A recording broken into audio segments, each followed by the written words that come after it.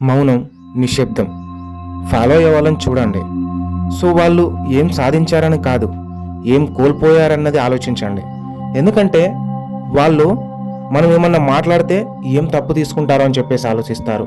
ఒకవేళ ఏదన్నా ఇందామనుకుంటే ఎలాంటి మాటలు వినాల్సి వస్తుందని చెప్పేసి భయపడతా ఉంటారు. అందుకే వాళ్ళు మౌనాన్ని, నిశ్శబ్దాన్ని ఫాలో అవుతూ ఉంటారు. అసలే ఈ రోజుల్లో మంచోళ్ళు కరువైపోయారు. కొంతమంది అంటుంటారు కదా, అరే ఈ రోజుల్లో కనీసం కొంతమంది అయినా మంచోళ్ళు ఉండడం వల్ల భూమి ఈ విధంగా ఉంది, లేకపోతే భూమి ఎప్పుడు నాశనం అయిపోయేది. కనీసం కొంతమంది మంచోళ్ళు అయినా ఉండడం వల్ల వర్షం పడే టైంకి వర్షం పడుతుంది, ఎండ కొట్టే టైంకి ఎండ కొడుతుంది అని చెప్తా ఉంటారు. కానీ నేనే మంచోళ్ళు అని చెప్పేసి ఎవరు చెప్పుకోరు. అది కదా.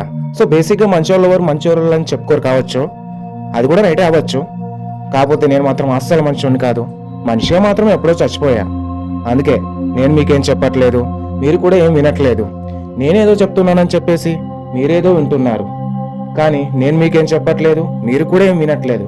ఎందుకంటే నేను లేను.